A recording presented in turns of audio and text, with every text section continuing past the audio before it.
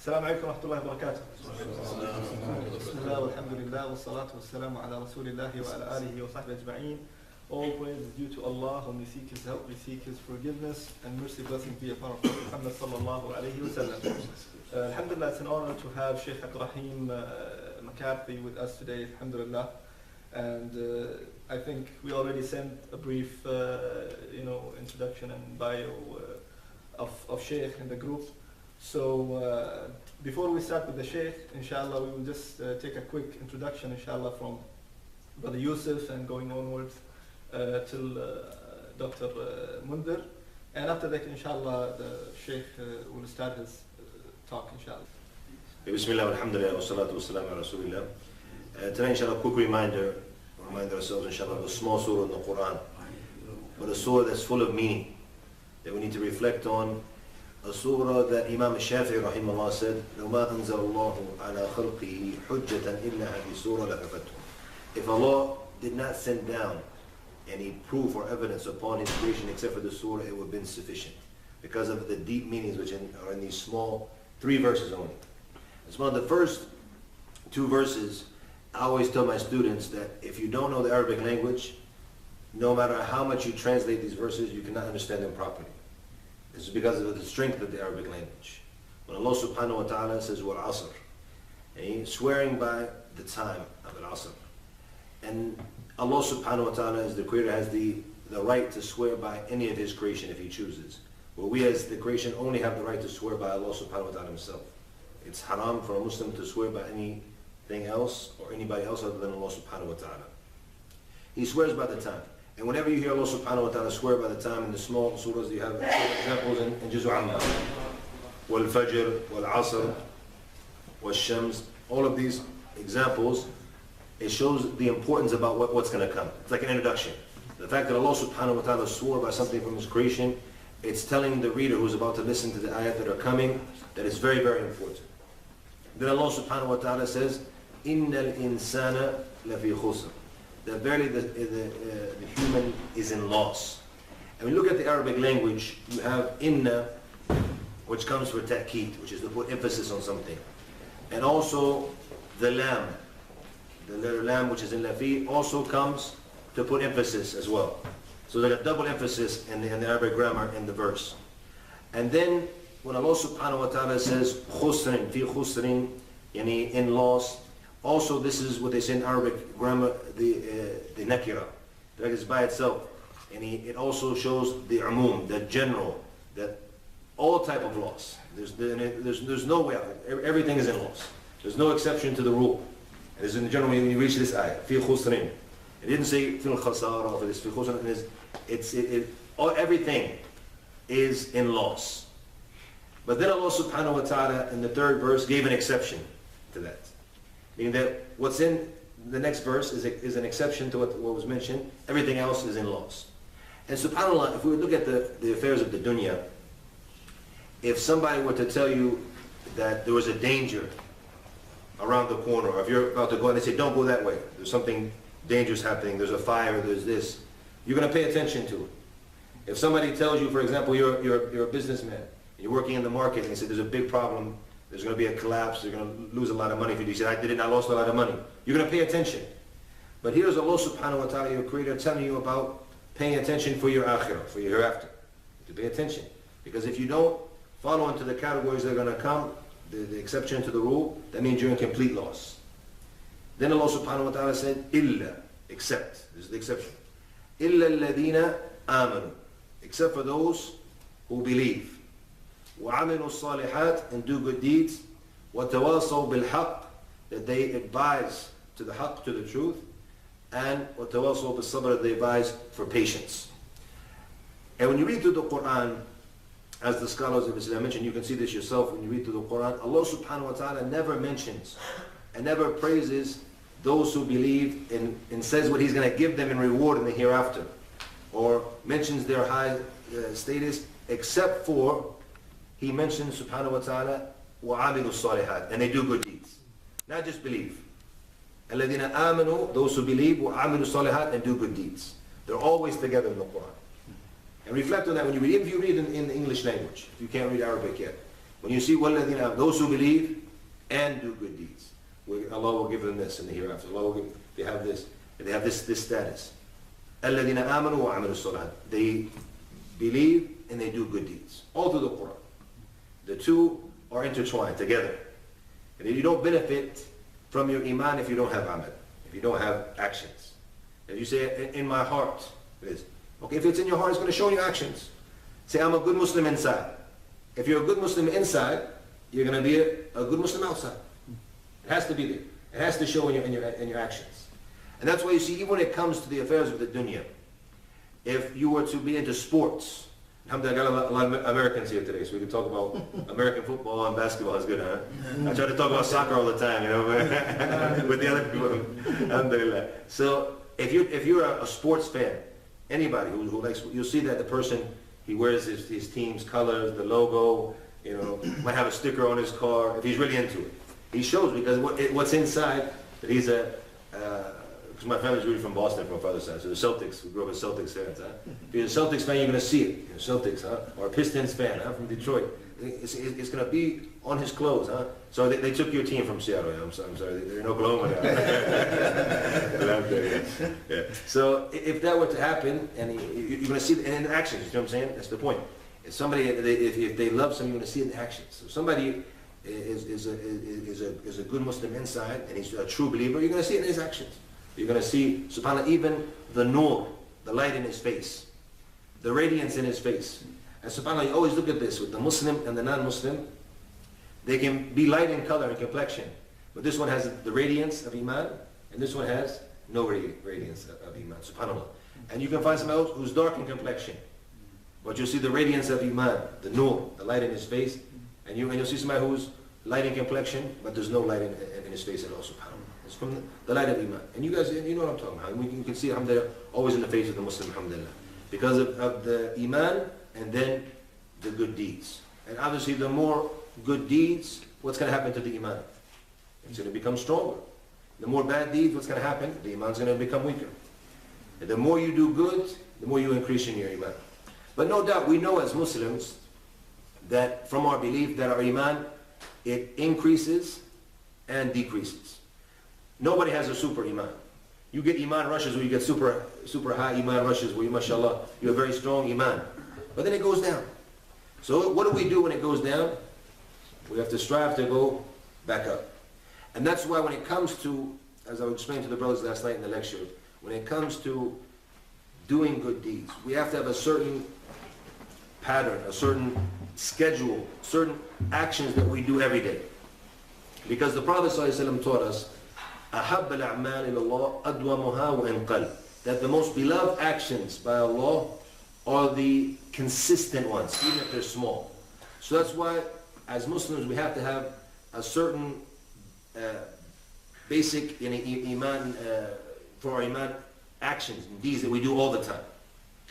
And people are different when it comes to that. Everybody has the same thing. For example, when we come around, the 5 daily prayers, there's no difference about that. I mean, we have to have that. There's no exception to the rule. You can say, I pray 3, alhamdulillah. No, you have to pray 5. So this is something that's fun. It's not optional. We're talking about how you have, so all of us are on the same level in that. But you find the other brother, mashallah, when it comes to the 12 sunnah prayers, never misses them, mashallah. Every day. And you find another brother, he struggles with it. But another brother, he's good at that. So that's your basic thing. And the other brother who's maybe missing the 12 sunnah prayers, but Monday and Thursday, mashallah, he's fasting all the time. He's very good at it. Another brother, mashallah, you'll find that every day, half an hour before Fajr, he wakes up and he prays his witr in the last third part of the night. The people have different abilities. So that what you're good at and what you have strength at, that's what you're consistent at. But then on top of that, you try to do as many good deeds as you can. If you can go to Umrah once a year, that's something, an iman booster. If you can go and visit some sick people in the hospital, if you can go visit the graveyard to reflect on death, you do that. Doesn't mean you have to do that every day. It's not part of your everyday program, but you do other things to spice up your ibadah, if you would say, spice up your worship, to do things and to get, inshallah, the reward, inshallah ta'ala, and to become closer to Allah subhanahu wa ta'ala and to strengthen your iman. So those who believe and do good deeds. And what happens to those who believe and do good deeds? What happens to everybody when it becomes Muslim? They always want to share it with other people. They always want to spread it. Somebody when they start to practice Islam, and the brother who said they return to to correct Islam, that you want to share that with other people. You want to share that message. You want to spread it. And that's what tawasaw bil haqq, which is to call to the truth, which is to give da'wah. And da'wah, we have two types of da'wah. Da'wah to the Muslims themselves, which we all need to remind ourselves like we're doing right now. And da'wah to who? To the non-Muslims. And the best way of giving da'wah, we mentioned it last night, Juan, who were there last night. What's the best way to give da'wah? An example, in our actions. In our actions, the best way to give da'wah. When people see the difference, and this is the problem sometimes when we talk to non-Muslims about Islam, they come to us and they say, it's beautiful. You give like the book, a brief illustrated guide, it's a beautiful book, right? And they're like, oh, this is nice. But if it was really beneficial, why doesn't it benefit you? What's wrong with you? What's your problem? Why isn't it having an effect on you? So in giving da'wah, the main thing is to see it in yourself, to see the benefits that it has on you, to see the differences that it has upon you. And then obviously there's other ways to give da'wah. But this is something that it's wajib that everybody does as much as he can. And as much as you can do from da'wah, obviously you do it. Because Yawm al-Qiyamah, Allah subhanahu wa ta'ala asks us, what did you do for your deen? So we do it as much as we can. It doesn't mean you have to be a full-time da'i, it doesn't mean this, but whatever you can do, especially representing Islam. Especially a lot of you might work with non-Muslims. So how you represent Islam is very important. Because maybe they see things sometimes from some of the Muslims outside, but then when they see you in the working place, I know brother Michael, mashallah, he's a Muslim, he's very good, mashallah. Brother Ahmed, I work with him, he's a very good guy. So what they say about Muslims on the media is not true because I know the Muslims. I work with the Muslims. So it's very important, just in actions, how you treat the people. And then you see, subhanAllah, how many people become Muslim just from how they've been treated from the Muslims. Indonesia, the largest Muslim population in the world, they became Muslim through the treatment, how the businessmen, when they were selling and buying with them, and they saw how Islam affected them. And they accepted Islam, the whole country, largest Muslim population in the world. So this now is the importance of giving da'wah, وَتَوَصَّوْا بِالْحَقِّ. But Allah subhanahu wa ta'ala showed us something that's very important that you know. And that is if you're going to have iman, and you're going to have good deeds, and you're going to work for your deen, and you're going to call to your deen, then you're going to have some sabr, some patience too. Because you'll be tested. Anybody who wants to call to the haqq, you're going to be challenged. You might face some difficulties. And look at the prophets as the examples that we need to follow. Look at the difficulties they went through when they used to call their people to the deen and call their people to practice. They went through difficulties. And they are obviously the role model for us, and so is that we're going to go through difficulty as well. And you always have to remind ourselves about the importance of patience. Because the dunya we live in, this life we live in, it's not easy. We're here to be tested. We always ask why were we created? And the question that comes into our mind as Muslims right away is to worship Allah. But there's something else in that too, which is the test. And also worshiping is a test in itself. That's why Allah subhanahu wa ta'ala, when in Surat Al-Mulk, when Allah subhanahu wa ta'ala says, الَّذِي خَلَقَ الْمَوْتَ وَالْحَيَاةَ لِيَبْلُوَكُمْ أَيُّكُمْ أَحْسَنُ عَمَلًا. The one who created death and life to test you, which one of you is best in deeds. So we're here to worship Allah subhanahu wa ta'ala, and we're here to be tested. Which one of us is going to be the best in deeds? So this is a quick reminder, my dear brothers, alhamdulillah. No sisters. You used to talk to your brothers and sisters, alhamdulillah. Just brothers tonight, alhamdulillah. About the reality of this life. And that everybody is in loss. He's in khasara. Except for the ones who have poor characteristics. And now, who is saying this now? Allah subhanahu wa ta'ala. Allah said, everybody. And He put so much emphasis on it. And you saw through the Arabic grammar, so much emphasis on it, that everybody is in complete loss except for the ones who have these four characteristics of iman, of belief, of doing good deeds, of calling to the truth, and then of calling to patience and being patient himself. And Allah knows best. Allahu a'lam. Wa sallallahu wa sallam wa baraka ala Muhammad. If there's any questions, inshallah, we can open up the floor for questions. Oh, yeah.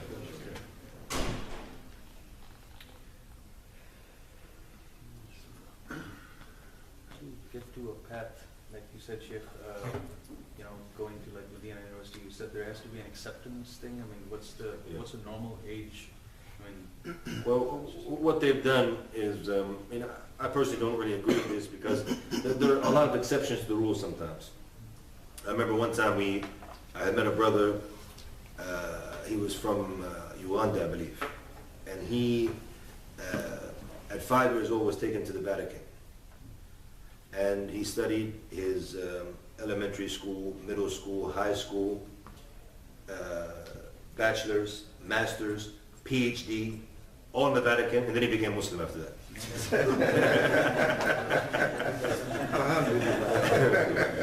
So all those levels, and they're training him to go back to his country, and he becomes Muslim, inshallah. So at the age of 32, he came and applied this year too old. I was like, come on. I said, there has to be an exception for somebody like this. I mean, this is something, it's a rare opportunity, you know. I said, how can you not accept him? But they're really on this thing. There are people who get accepted. How do they get accepted? No, I mean, I guess you have to talk about who you know, I guess, you know. But anyways, the age limit is 25. And even if you're 24 and you've been out of school for more than 5 years, they won't accept you. Because they think the older you get, the more difficult it is for you to study. The most likely you have a family, most likely you're focused on that. You start 2 years and then your wife's crying every day and then your heart gets soft and you go back. You know, different things like that, different reasons that they only accept a younger age. That's the reason why. I don't know about the other universities, but that's Medina. So what sparked his heart to change after all this studying? What's that? What made him change? Like, what sparked his heart? I met him a very long time ago. I don't remember the whole story. But I mean, I've read about Islam. And Allah subhanahu opened up his heart and he became Muslim. Another question about, you know, we talk about da'wah to non-Muslims a lot of times, but what about approaching family members? Like, how is that different, and what would you recommend in that side? Through non-Muslim family members, you mean? Yeah, non-Muslim family members. You know, sometimes, subhanAllah, it becomes, even for Muslims, when you give da'wah to family members, it's probably one of the most difficult things, because they don't really want to listen to you, and they might listen to somebody else, you know, subhanAllah. And I remember I met a brother actually visiting my house in Ireland. His wife is Irish, he's English, but she's not Muslim. And he started to practice, and you know, maybe you can talk to her this, because you know, from her husband she doesn't want to listen to him, you know. Yeah. But from somebody else she might listen or something like that, you know. So, alhamdulillah, that's how it is a lot of the time. But I mean, I think just the treatment of how you treat them and how you deal with them. And then if they open up the door to talk about it, you start to talk to them, and, you know, indirectly, because a lot of times they don't want to be pressured, like most people, you know. So you know, use the same thing you use with anybody else who's a non-family member, but the treatment, when they see the treatment, and that has a big effect on a lot of people because of how they change after they become Muslim. Because obviously now it becomes haram, you know, to mistreat them. You know, before you know you shouldn't do it, but you still do it, right? But then when it becomes something that you are, you know, they see the change in you, that has a big effect, inshallah. Giving down to co-workers at work is more difficult than giving down, for example, on the street or... Yeah, that's true. Because the co-worker is always with you and like you're working together, and if you talk about religion and it has a negative effect on him, it can affect your work, like with him, especially if he's your boss or something. It will always be there that you challenge me in my faith. It might come out in like work or like how you deal with him at work. So do you have a... Well, what I did, because I used to work when I used to work in education, I was working with a lot of non-Muslims. So different things I would do, like for example, I would bring in some copies of the Quran or a book or something like that, and I would send out an email to them. I said there's some free copies I have left in my, I forget what we call it in America, they call it a pigeonhole, things or whatever. You know, in my box or whatever, that you can go and you can take it on my desk, and anybody who wants it, they can take it. And then whoever comes and talks to you, you open up the floor for them. But I mean, always, if you find an opportunity, give da'wah, you know. But don't usually if you use hikmah, okay, use wisdom, then it usually doesn't cause conflict. That's why Allah subhanahu wa ta'ala told us to call them, to go to His path with hikmah. So when we call through wisdom, it doesn't usually cause conflict, and especially if you're dealing with people like from the West and things like that. Well, I've been open-minded, and you know, you could find every now and then somebody who's really hardcore in his religion, doesn't want to hear. But then they usually let you know, I don't want to hear it. So it shouldn't be a problem. But like these type of things also, shaitan can come and make you to fear to give da'wah. So it doesn't, this could cause a problem with my boss. But maybe it won't, And if he might later, if he becomes Muslim, he'll be upset with you. So all these years you never told him about Islam. You wasted all these years, man. And that's what a lot of people, when they become Muslim, they say, right? So all these years, man, no, we didn't know about Islam. Some people say we're going to give da'wah only to our behavior, we're not going to like open our mouth. So can you tell us what your point of view on this? That they're afraid to talk. Is cut out for da'wah work like that, open da'wah. Even myself, when I'm not, if you put me on the streets, I'm not the greatest street daddy, to be honest with you. If somebody comes up and starts talking to me, okay, but I'm not the guy. You say, brothers, excuse me, and they're really good at it, how they open up with people. That's how it is, And other people, they can't say anything. You see what I'm saying? So, and at least he shows in his action, which is good. And people differ. Even now when it comes to giving khutbahs, for example, you might find someone who's a scholar of Islam, but he's not a khatib. And recently this happened with us. There was a brother who was giving a course, and he's very good in fiqh, mashallah, very, very good. He's a graduate from Medina. People were like, why doesn't he give the khutbah? The brother said, actually, he's not really a good khatib, and that's why he doesn't want to do it. It's not his cup of tea. And people are different. You'll find out someone else who's mashallah, he's a khatib. You tell him, come teach a course, it's not his thing, you see what I'm saying? So people differ. People differ in their abilities. But the key thing is you at least have to show your action. That's the smallest level of iman. But it's not, it's because in a giving da'wah in itself, and it's basically fard kifaya. It's something that's, the ummah is doing it, but unfortunately not many of us are doing it, But then you should at least do it as much as you can. Recent events and everything that are going on. I mean, the environment that some of us work over here. Yeah. You hear a lot of negatives, that, I mean, one of the comments I'm sure you probably must have heard is that not all Muslims are terrorists, but all terrorists are Muslims. I mean, this is the view that's coming out, that's been put out by the media and everything. How would you tackle? What's important here is that we train ourselves to understand and to get some information. And perhaps many of you have seen the FBI pie charts about terrorist attacks in America. Have you guys seen this before? If you type it in on Google, you'll see it. It's an official pie chart done by the FBI that showed the what do you call it? The people who attacked terrorist attacks in America. The lowest amount is the Muslims themselves. And you have different Christian groups, Jewish groups. Actually, there are even more than the Muslims. So you need to know these type of things, the reality. And you have look what the Buddhists are doing, and Burmans and things like this. So these type of things, and you could say the same thing now. I said it recently to somebody. I said, okay, does that mean every Christian is a child molester? Because there's a lot more pedophiles who are Christians than Muslims who are terrorists. Let's be honest. In fact, this is the religious leaders who are doing that as well. So you can use different arguments. But sometimes it's more ignorance or hatred if somebody says it like this. But you'll see, like for example, it's something. Most people are not like this, brother. It's a select ignorant few who will say something like this. Because if you look, for example, then you guys see the video that came out. It's almost got 1 million views now. I saw it the other night, had like 900, almost 1 million. The social experiment they did in Canada recently. Anybody see it? Yeah, the one that got punched. Yeah. It's very good, mashallah. If you do social experiment Muslim and something like that on YouTube, it'll come out for you. It's about 3 minutes. But what happened is a brother came wearing a thobe and wearing a hat on his head, a cap, and they were. One guy said, "Are you going to get on the bus?" And he was like, "Yes." He said, "No, get on the next bus." And people were like, "Why are you saying this to him?" He said he could have a bomb on him, he could have this. And the people were like, "You can't say that." The people really stood up for him, And at the end, because the guy who was saying to him was like a white guy. I don't know if he's Muslim or not. I might have just been his friend. I don't know if he's Muslim, but he didn't. He looks like just a regular old white guy, And somebody said, "If you don't stop this, we can handle it a different way. We can go somewhere else." Nobody really thought about it, but one of the guys just got really ticked off at him, and he punched him, and, like broke his nose, These are the non-Muslims who stood up for this Muslim, So the majority of the people, they don't have this. They realize it, But obviously the media does have a big effect, obviously. But then you can just try to, to fix this, the best you can. And then you have some other things. It wouldn't be fair for us to say about another nationality or because they're doing this. To say all Buddhists are terrorists because of this. And most Buddhists we know are peaceful people. They're supposed to be anyways. So that wouldn't be fair to make a general ruling. And then also this could be an opportunity to give da'wah. to tell people about Islam. So what do you really know about Islam? And you're going to find the answer is going to be what? Nothing. Just what he hears on the media. 4 wives, 72 virgins. That's about it. That's all they hear about Islam, right? So we say, no, let's sit down and let's talk about Islam, learn about Islam.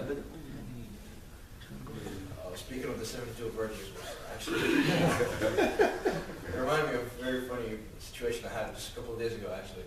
I'm talking to this old lady online, trying to give her a dawah. Beautiful Christian lady. And Beautiful in what sense? I'm a good person, right? No, because he said old lady in the middle, so we trust him. So like, whenever we speak, like I try, to indirectly pressure her by showing her that, okay, that I know your Bible, so don't try to pull anything on me. Yeah.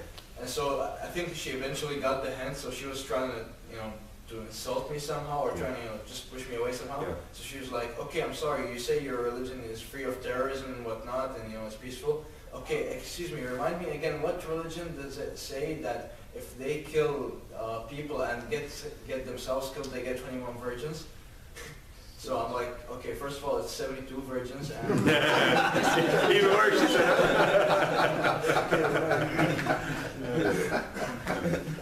so I was like, okay, it's definitely not Islam, because killing and suicide are huge sins in Islam. Yeah. And two, it's something completely different. It's just, apologetic. It was taken out of context. Even I remember my father said it to me once. We had a debate. He's very good, alhamdulillah. It was one time we had got into something, and he said that you believe if you kill innocent people, that you get 72 virgins. I said, no, we don't say anything like that. No. It's because you kill an innocent person like you kill all of humanity. That's what the Quran says. It's something totally different.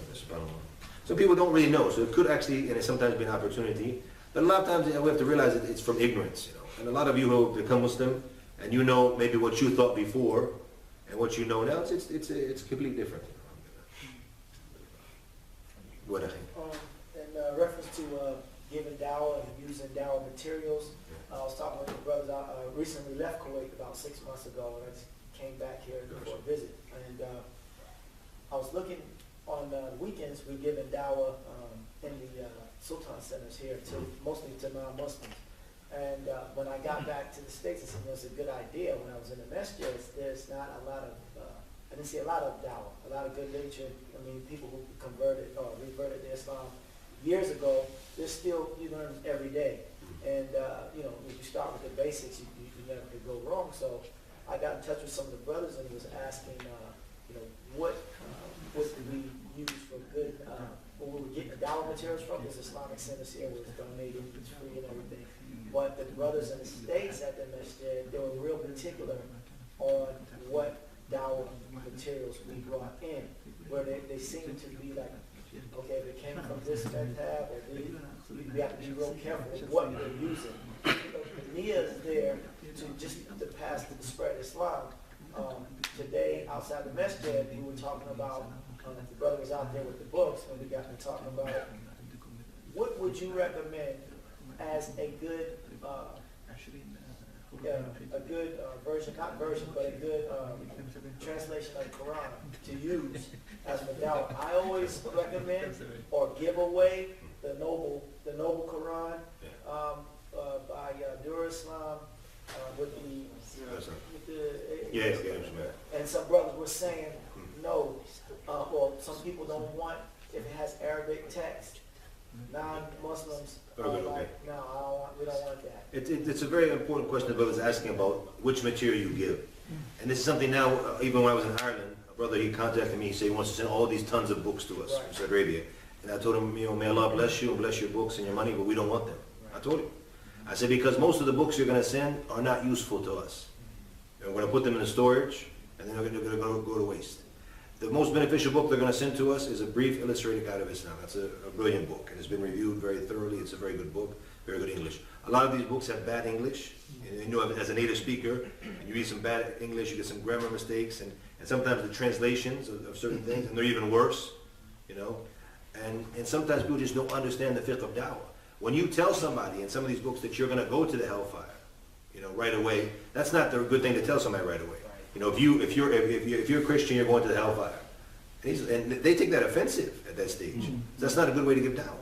Okay? Maybe at a later stage, but at this stage you tell them that from the beginning, that could throw them farther away from Islam. So what we need to do is see which books are beneficial. Okay? If you look, and you can very easily, I know they have a branch now in Canada, IERA, with Sheikh Abdur-Raheem Green and the brothers in the UK, Hamza Ortis and Yusuf Chambers and those brothers who established IERA. And these brothers, each one of them had about 20 years of experience when they came together. Okay? And they started with their ideas to see what is the best. They have little pamphlets, little books. From the Quran, a marvelous thing that I saw that they have, they don't give out the entire Quran right away. They have a little small book with some chosen ayat, some chosen verses that show the beauty of Islam and show this. And you give them this one. And then, if somebody comes back and then wants the entire Quran, then we can give it to them. So read this first, just give an example of the Quran. I think this is the best way. And then when it comes to the translation of the Quran itself, the Muhsin Khan is a good translation if you know Arabic. If you know Arabic. Because it's not really a translation, it's more of a tafsir. Because he explains everything between parentheses. Is Everything. it in Arabic or is it in? No, I'm saying, the Muhsin Khan one that you say from Dar es Salaam, that you're giving out, if you know Arabic, or if you don't want to have a understand, but it's not really a translation. It's more of a tafsir, it's more of an explanation. That's why everything he explains between the parentheses. And as you know, as an English reader, that's something that will drive you crazy. You don't want every now and then we do it in the English language. You don't do it every 2 sentences. You have an explanation, and it becomes very annoying. Okay? Especially when it's repetitious. Exactly. I'm sorry, but it was really nice to meet you, and Jazakumullah khair. I had to go. بارك الله فيك. السلام عليكم ورحمة الله وبركاته. هذا لبناني أسلم ما شاء الله. أيوة ما شاء الله. So I personally believe that the best translation is the Sahih International Translation. Very, very clear. And alhamdulillah, they have it available with just the English. So if you're going to give it to the non-Muslim, you give it to them in English only.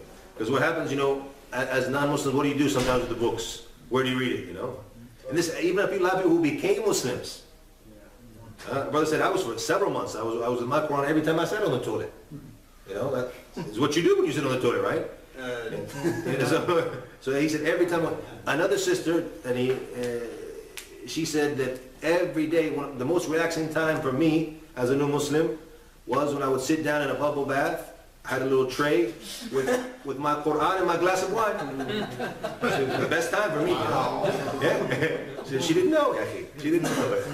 So this is what happens. You know? So if you give it to a non-Muslim, it could be, you know, that's what he's going to be doing with it. So maybe it's English only, that's the best thing to do. But at that time, you explained that that's not the Quran. Yeah. No, but it is the meaning of the Quran. It is the translation of the Quran. Because we got into, you know, talking about which ones we thought would be good. And then I said, well, now it's almost like, it sounded like Christians. And you have all the different versions of the Bible, and they swear by the one that they read. But then you have someone say, well, it said this, or it said that, or my Quran. And so a non-Muslim, especially if they're coming from Christianity, well, the Quran said this, you know, and it's not the Quran because it's in Arabic.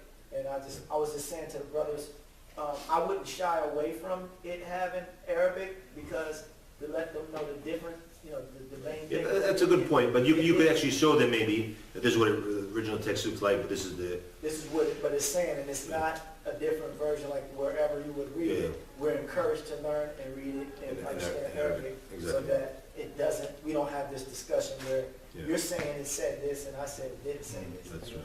So, I don't know, I just kind of had I know that I was leaning more toward that, but had more of a consensus on the one that had and it had, you know, the bottom it'll have like an explanation of what he's talking about.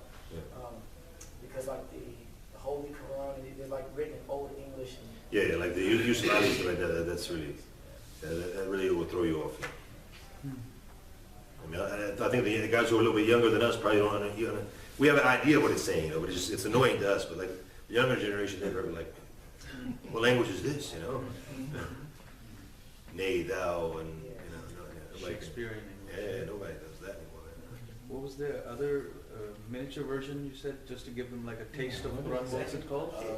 No, Aira, if you go to Aira, We have it, brother. We have it. yeah, they have a very good, it's like just an example of some ayat. It's like give it like a taste, some Quranic gems or something like that. It's available. It's not being downloaded. The brothers have an array of books. I used to ride around with a big suitcase full of them. They would be great now, especially for where you work at. Absolutely. But I wouldn't recommend everything, but some of they had a lot of basics, and they had others like science in Islam and all types of things that the type of people that we work with that always want to they have to be right and precise and proving everything right now. The stuff is there. And it's not necessarily just saying, oh, it's only specifically to Muslims and your religion. These are facts that they can go back and they want to check. And technical guys they have to check everything out, which is great, because that does lead a lot of people to Islam. And you want to prove it wrong in this religion, you can challenge. That's happened a lot actually. Like a lot of people who actually Yusuf Estes, for example, that's how he became Muslim. He was trying to give da'wah to a Muslim to get him to convert to Christianity. And he wanted to read about Islam to prove his own. He ends up becoming Muslim.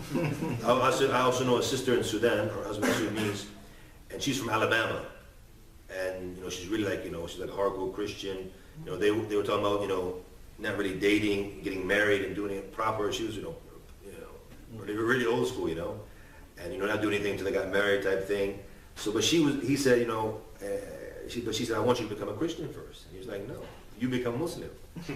And she said, I read about Islam to prove him wrong, so I could give him da'wah, call him to become a Christian. But she said, I read about Islam. This is awesome. This is great. It's better than what we had.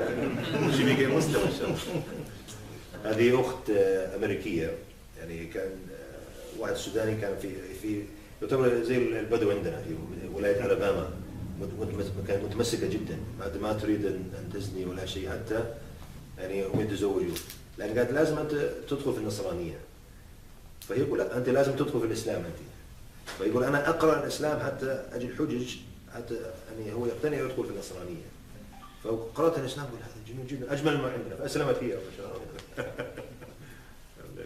Sheikh, I once heard Karen Armstrong, the famous Orientalist. She said that the translation of kuffar and when they translate it to infidels, it's not correct because the kuffar of Mecca they believed in Allah Subhanahu wa Taala, they believed in Tawheed al-Uluhiyyah, but they denied Tawheed al-Uluhiyyah.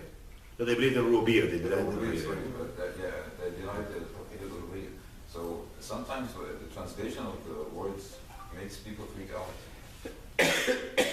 They refer to themselves as the infidels. Like, well, yes, we're the infidels and you are the good people. So, but which translation is this? You don't know. She was talking about one of the translations. I don't know which one. I can't remember. It could also be an older translation, but I know most of them they say disbelievers or something like that now. Interesting remark about that is the term infidel was actually first used by Christian crusaders to describe the Muslims. Later on, the Muslims actually started using it. Okay, so That makes sense. interesting. Like the word fundamentalist. It was first used by the Christians in the early 1900s, who were very adhered to their faith. The other, like the Orientalists, they called them fundamentalists. The Christians were adhering to their faith, and then it would turn out to be used by, I guess, the Muslims. There's interesting stuff like read from historians. They were describing, for example, there's one documentary I watched. There was some historian describing. He was saying that if Muslims actually knew what we Christians thought about them during the times of the Crusades, he was like in all of the hymns, all of the literature, how much hate we had for them. Like we thought they were just polytheists, we thought they were pagans, we thought they were idol worshippers, and we found every reason to hate them and just go to war with them, pretty much. Yeah, obviously that's what they were teaching them to, and these are the ones who took over the holy city and what have you. Sheikh, when they say Muslims, Christians, Judaism are monotheistic religions and they're sort of like, the followings of Prophet Musa and then Prophet Isa and then Prophet Muhammad, right? They're all kind of like one monotheistic religion. Some of them even say they're sort of like, you know, cousins of each other and everything. Is that still a thing where you can say you can marry one of those people of the Ahl Kitab, you know, people of the book, you can marry them? Is that still allowable, or what's the... Yes, because it's the same thing, because even during the time when the Quran was sent down, they were on the same belief, more or less. They believed in the Trinity, they believed in this, and they had a lot of things that were distorted in their book.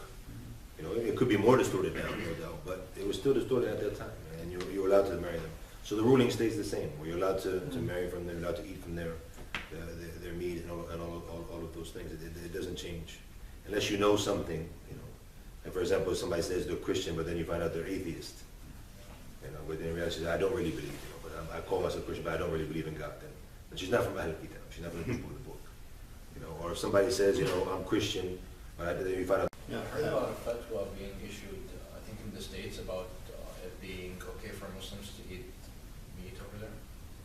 Yeah, no, even Sheikh when he went to the U.S. and he was asked about that, he said it is permissible. And a lot of scholars do believe that it is permissible because of the general ruling. And however, you know, us who live in those countries, we know that the reality is most of the meat is not slaughtered. Or if it's slaughtered, it's not slaughtered in a proper way. And the Jews, for example, they have the kosher meat, they still slaughter correctly. So there's no problem in eating their meat at all. But a lot of the Christians, most of them don't slaughter anymore. They slaughter it in a barbaric way that's actually very harmful for the meat. So it's better to stay away from it, no doubt. However, there are some areas where something very interesting I learned when I was in Canada last time. And in Calgary, you have these, what do they call it, like the Amish type, you know. They have another name for them. Anyways, they still slaughter correctly. And they're also vicious when it comes to the selling of the meat and what have you. So a lot of even the regular restaurants, the brothers were telling me that they have, they're the one, they buy their meats for them, so their meats are slaughtered correctly. So you can go have a Big Mac, and in this area, it's not really a problem, you know. Also, it's bacon. I was in, Without the bacon. I was in Italy last year, or actually this year, and I was reading an article that in Florence, a lot of restaurants were buying halal meat from local butchers because they felt the quality was much higher. That's true. So there's only like 2 halal butchers in Florence, so they were making a lot of business because they were selling to all these restaurants. Yeah, of course. No, a lot of the ones who actually are honest in their research, they find that it's actually much more beneficial health-wise and much better quality. What is the ruling on keeping a beard in Islam? Like, are we allowed to shave or leave it untouched? Obviously, the general ruling is that you have to keep a beard in Islam. The Prophet ﷺ, he ordered us as Muslim men to grow the beard and to trim the mustache. Okay, and as the scholar said, that when the Prophet ﷺ orders us to do something, we have to do it. Unless there's another type of evidence that shows you that it's just for something to show that it's sunnah. When it comes to the issue of the beard, there's nothing that shows that it's just a sunnah. And the scholars of Islam, from the early scholars, from the 40 Imams and all, they mention clear that it's felt. Something that's obligatory that every Muslim man must have a beard, inshallah. Sheikh, can you touch your views on like referring to the Bible, for example, when you're talking to Christians? It turns out sometimes to be like a ping pong game. That's it, yeah. Yeah, so... And this is what we're talking about, the experience of giving da'wah, is that, you know, as you don't need to create the wheel again. The brothers who came before us in the 80s and the 90s and things like this, may Allah bless them for all their efforts. But we realize now that a lot of the ways that were done were not correct ways of giving da'wah. Actually, it can be more harmful than with some of these debates, and like you said, it comes a ping pong match, and it doesn't get anywhere. And so that's why, you know, if you look, we talked about last night the go-round method of giving da'wah, you know, to go back to the basics, go back to the fundamentals. If somebody really wants to understand, you know, I remember we were at the da'wah table in Cork a few months back, and we had this guy come in, and he ends up telling me he was from Scotland, and he ends up telling me I'm actually a missionary. He tells at the end, you know, he kept telling us that, you know, you're not a Muslim if you can't read the Quran in Arabic or you can't read it in another language. I said, where's that? He's like chapter 12, you know. And I said, all Allah says in chapter 12 is that, you know, it came down in Arabic tongue. And I mean, you can't read it if you don't know Arabic. And he just kept debating on this thing, chapter 12. And the brother kept debating. I said, leave him alone. The guy doesn't, he's not here to really want to know the truth. he said, can I have a copy of the Quran? Take the copy of the Quran and go read it. Maybe it'll benefit you, inshallah. But if you just keep debating with him, it's no benefit. The guy keeps saying, chapter 12. Go read chapter 12 yourself. That's not what he meant. And then, so this type of thing we have to realize is that, if you see it going nowhere, don't waste your time, because your job as a Muslim is to relay the message, not to make people believe. You can't make people believe. The Prophet ﷺ, some of the closest people to him, didn't accept Islam. His uncle. That's a great example for all of us as da'is. إِنَّكَ لَا تَهْدِي مَنْ أَحْبَبْتُ لَكِنَّ اللَّهَ يَهْدِي مَن يَشَاءُ. Okay? You can't guide who you want. Only Allah guides who He pleases. This is the uncle of the Prophet ﷺ. And he died as a non-Muslim. He came to him the last time, he's on his deathbed. He came to him on his deathbed and he said, uncle, say the word, say the shahada. And it'll be evidence for you. Allah will save you through this.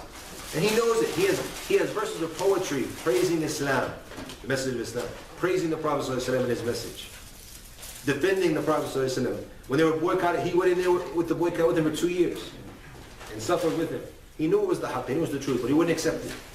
Because why? We talked about in the khutbah today. The fear about what people are going to say. That was his weak spot. What the people are going to say about me, the tribalism and all of this. But you left, and that's why Abu Jahl, you see about having that bad company we talked about as well in the khutbah.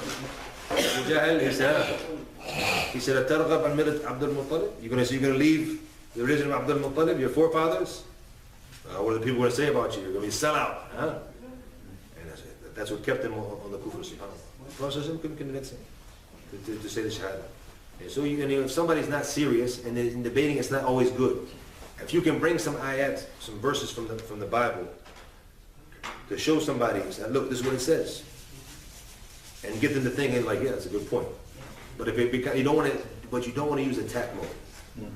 And look at the verse where Allah subhanahu wa ta'ala said, "La tasubbu," do not curse those who make dua to other than Allah. Don't curse them. Why? Because they'll come and curse Allah. This is the reality. When you start to attack somebody's religion, they get in what? Defense mode. If they get in defense mode, they don't want to hear what you want to say. They want to call about you. But you guys blow up stuff. Okay? But you guys do this. But you guys do this. There becomes this debate. The four wives and this. And you can never get anywhere. They never understand what Islam is. So this is what it's good to know. You have to know it. Especially if you're in the field of giving dawah in the street. You know some verses. But don't make it a debate unless you need to. Bring some examples. And don't get into, being harsh with how you do it. Always, if you see somebody is ignorant and somebody just wants to try to prove you wrong, have a nice day. Just go and here's some material you want to read. That's all we're doing, just relay the message. Could we make dua with them? Like, for example, we're giving dawah to someone and he's still not accepting. So just at the end of the conversation, just to close, is it good to make dua with him? Well, how would you make dua with him? That for your guidance, whoever's wrong, may Allah guide him. Yeah, but something like that is okay. But but to say for you, I pray for your guidance. And also, he could think it as an insult, right? Like, who the hell are you? My guidance, you're the guy who's astray. That's what he's thinking. So you have to be very careful about the words you use, because it could go in the wrong direction, right? That's what Christians say when they're giving dawah. They say, "I pray to Jesus will guide you." So it's kind of a little bit of an underhanded comment. Exactly. Backhanded comments. But I think there's a verse in the Quran where Allah says, "You've been harsh to them; they will turn away from you." He said to the Prophet ﷺ. He's on the Prophet ﷺ and to his companions. If you were harsh and had a hard heart, the Sahaba were the best of them. They would have went away from you. The Prophet ﷺ. So how about you're giving dawah to someone who's not even a Muslim? How are they going to do this? I don't know. Someone say, "Lakum dinukum waliya din." Okay, I'm not going to argue with you. And they don't always remember anything. Allah says, that the messenger, his message is to what? Is to relay the message. That's his message. And you as the follower, it's the same thing.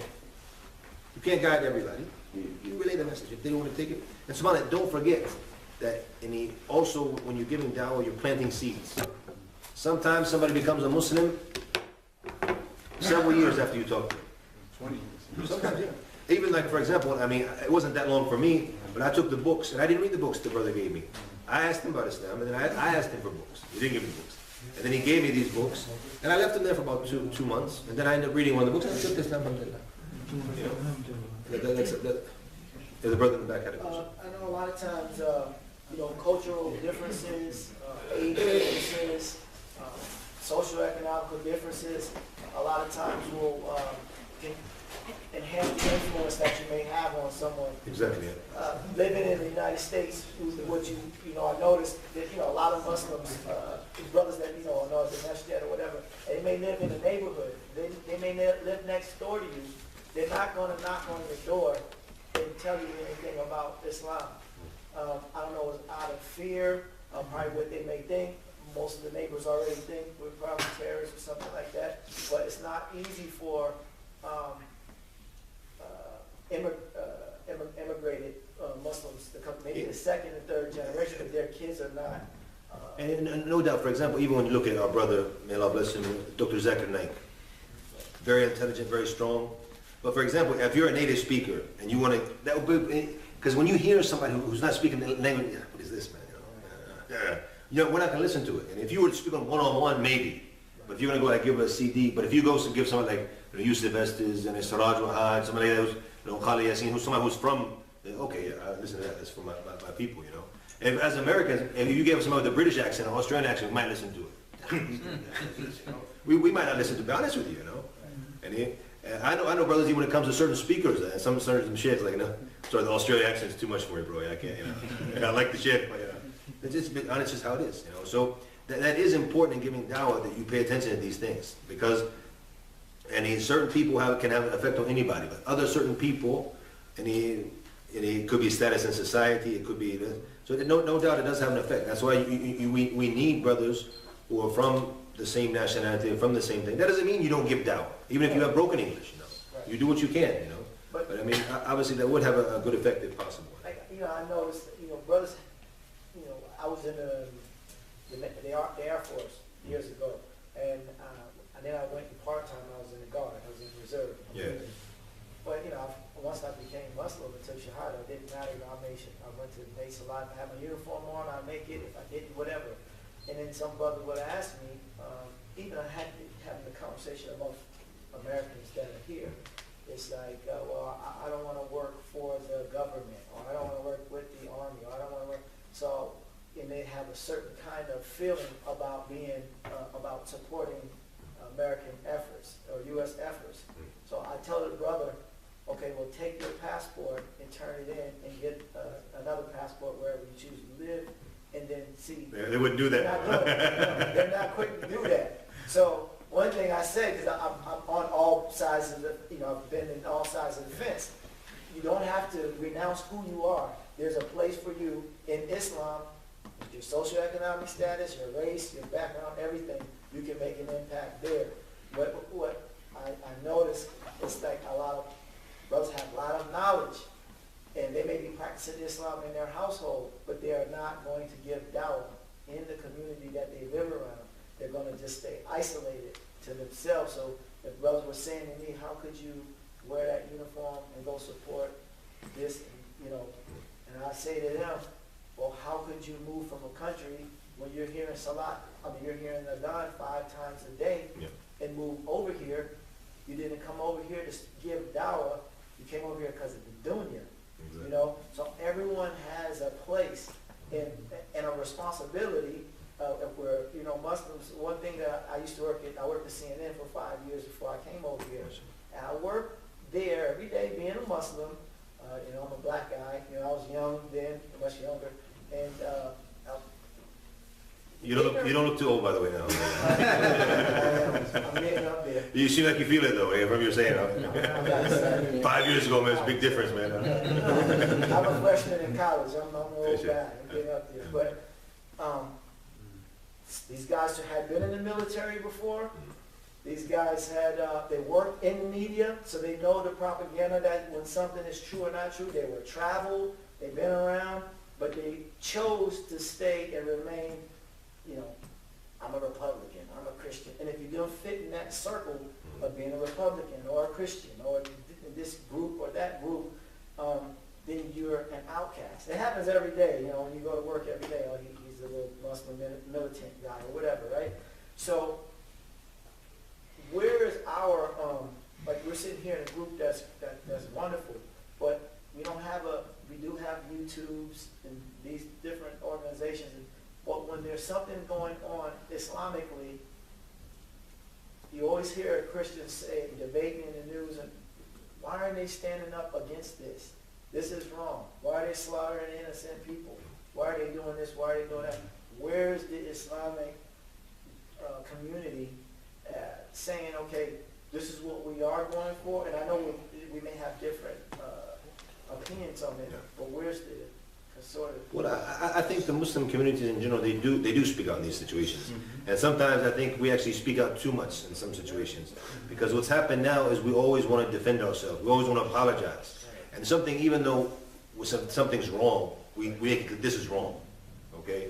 ISIS, this is wrong. It's not from Islam. But we don't have to apologize for their deeds, you know? Just like I gave the example earlier, it's like it wouldn't be fair for every Christian to apologize for being a pedophile, you know? For the children who have been molested, you know? It's not fair. So the thing is, just like everyone, they don't come and do it, we don't have to do it as Muslims. We don't have to apologize for somebody's actions. But at the same time, and we make it clear, especially the centers and things like this, it's not Islamic. You know? It's something we're going to be asked, even the media when they talk to me, they ask me, it's clearly something that's wrong, something that's not from Islam. Something that, and subhanAllah, it's done more harm to Islam than they could have done with their media with 20 years of subhanAllah. The effect it's having in the West now, it's a big problem. I mean, unfortunately, because this is what they're saying. This is the Islamic State. You know, this is implementing Islamic Sharia. Allah Akbar. This is horrible. So I mean, obviously, we do have to show, but we don't have to be apologetic for obviously for these others. But talking about with the neighbors, something that some brothers in Ireland, there's a small group, but it's something that should become more widespread, is to like invite the neighbors. And they did it also in the UK once. They had a big barbecue for the whole neighborhood. It rained very hard that day, mashallah. People still came out, mashallah. So, but just things like that to get them and to get them to meet the Muslims. Because dawah-wise, when we're dealing with non-Muslims, we have to realize we have two goals. And the first goal is that a hidayah, the guidance reaches that person. And we try to save them, inshallah ta'ala. But even if that doesn't happen, at least they know the reality of what Islam is and what Muslims are. And that also helps you when you have a lot of non-Muslims who will come and defend Islam. Say, no, I know I have Muslim neighbors, I have very nice people, I've dealt with Muslims, and it's not like that. So this also is very important that we have this and people understand Islam, and then we reach out to the people and teach them as much as we can. But like the brother before you came asked the question, not everybody is good at that. Even when I talk about public speaking, and a lot of people, we can sit there and talk all night. I know you told a brother to stand up in the masjid and give a talk. He couldn't do it, man. People are different. So now, even if somebody is good in some aspects, he might not be good at giving da'wah. It's possible. So you just do it as much as you can and what you can, inshallah, and ask Allah to put blessing, inshallah. By the way, I have a funny story about the Air Force, because my cousin, he's a major. He's probably bigger than a major now, but this is back in the day. He was a major in the Air Force, and he was based in Hawaii. So I was supposed to go back for a visit to the U.S., and they said, "It's great you're coming back this summer because we're having a family reunion." I said, "Okay." And they said, we're going to stay. So we're going to stay there at his house. I said, "Where's his house?" They said, "On the base. And you have to come in this." I said, "Are you sure you want me to come?" You know? So you got to see the pictures, you know. And they said, no problem whatsoever. I said, "They're letting me on the base. You sure?" They said, "Yeah, no problem." Okay. I said, "I'll come, no problem." But the crazy thing is I actually did some research. There's actually some like 2 or 3 masjids there, like Honolulu and things like this. And the Muslims are everywhere, you know, subhanAllah. So I was laughing at it. The Muslims, you wouldn't think they would be there, right? But they're there. So as I'm talking to him, he's like, "Okay, you can come on the base, no problem." I didn't go in the end, but I was like, "Wow, that's very nice," you know. And then I get an invitation to go to Las Vegas.